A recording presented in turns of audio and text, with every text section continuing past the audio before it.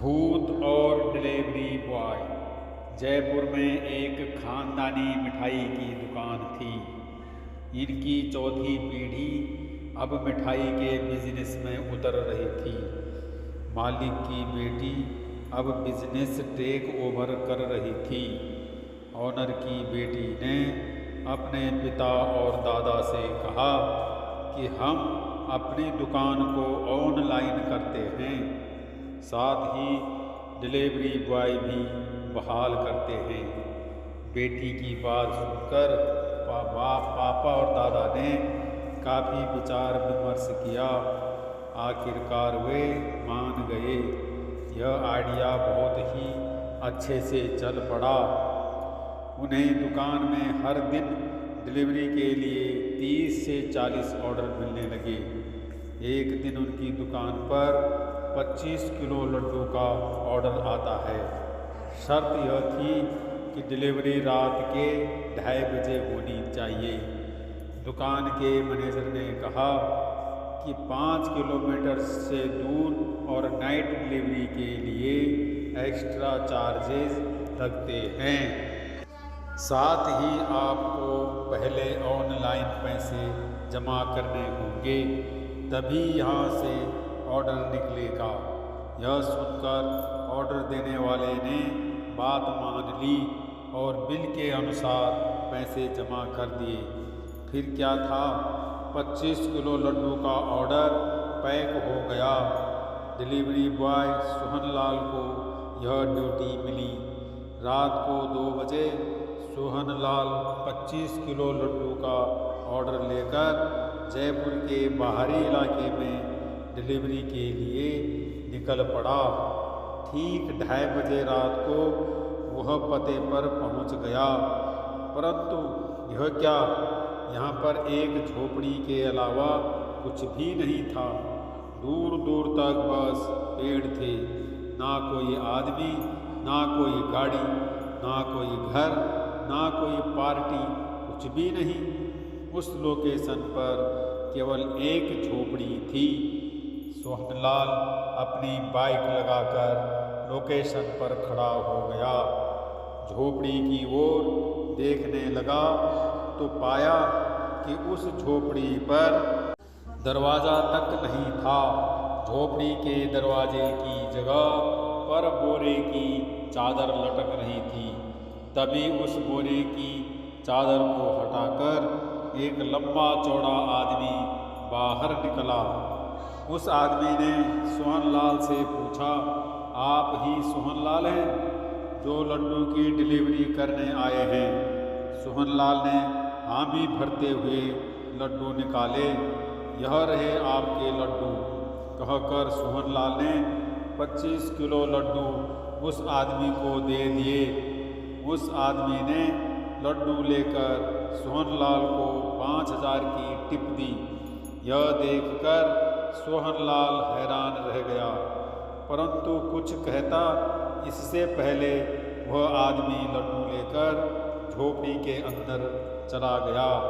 सोहनलाल भी अपनी bike start की और चल पड़ा।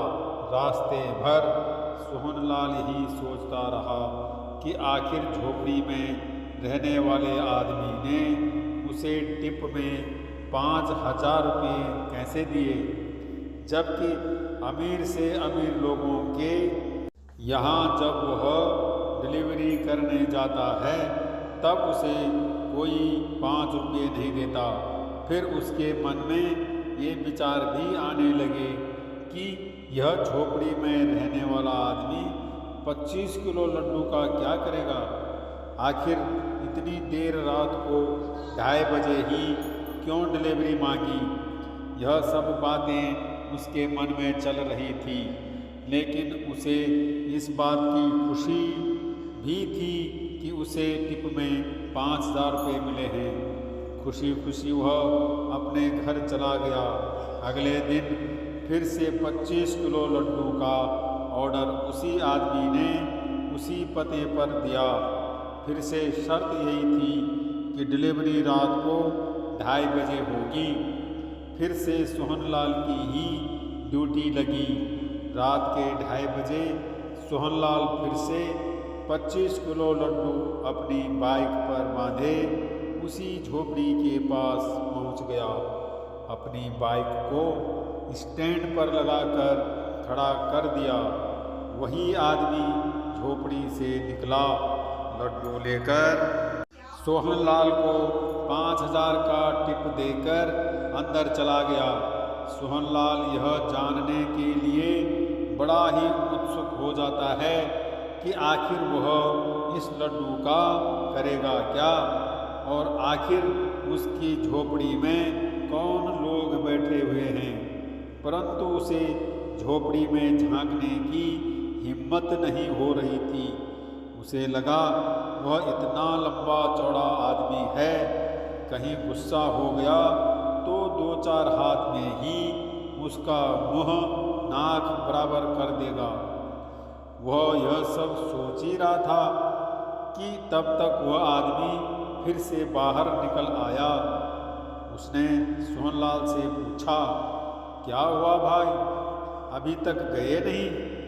सोहनलाल ने घबराकर कहा, जी मुझे बहुत ज़ोर से वॉशरूम जाने की इच्छा हो रही है, परंतु यहाँ आसपास में तो कोई वॉशरूम नहीं है। क्या मैं आपके वॉशरूम में जा सकता हूँ? उस आदमी ने गर्मजोशी से मुस्कुराते हुए कहा, हाँ हाँ क्यों नहीं, आओ मेरे घर। यह कहकर जोर से सोहनलाल की कलाई को पकड़ा और उसे खींचता हुआ झोपड़ी के अंदर ले गया। इतने में ही सोहनलाल डर गया। उसे तो अंदाजा ही नहीं था कि अभी वो कितनी आत्माओं से मिलने वाला है। जैसे ही झोपड़ी के अंदर पहुंचा, उसकी आंखें फटी की फटी रह गई।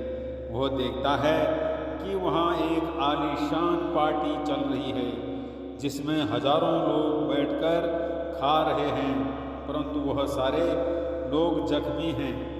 किसी का सर फटा है, किसी को गोली लगी है, किसी के मुंह से झाग गिर रहा है, कोई जला हुआ है, कुछ तो बहुत ही भीभत्स स्थिति में है, परंतु कोई उसे नहीं देख रहा है। सब अपना भोजन कर रहे हैं। सोहनलाल का हाथ पकड़कर वह आदमी 40-50 कदम चल चुका था। अब 3-4 कदम सीढ़ियाँ चढ़ रहा है। पसीने से लथपथ सोहनलाल की सांसें डर से चढ़ जाती हैं। सीढ़ियाँ चढ़कर वह आदमी सोहनलाल से कहता है, यह रहा आपका वॉशरूम, और वहाँ से चला जाता है। सोहनलाल जल्दी से दरवाज़ा बंद कर लेता है। उसके चेहरे की हवाइयाँ उड़ जाती हैं। वह सोचने लगता है कि इतनी छोटी सी झोपड़ी के अंदर यह हजारों लोगों की दावत कैसे चल सकती है। क्या भूतों के बीच फंस गया हूँ? इतने मृत लोग बैठकर यहाँ भोजन कर रहे हैं, मैं यहाँ से आखिर कैसे भागूं? डर के मारे पसीने से भरा हुआ सोहनलाल ने सोचा कि मैं वॉशरूम का दरवाज़ा खोलूँगा और सीधा दौड़ना शुरू कर दूँगा। न दाएं देखूँगा न बाएं देखूँगा।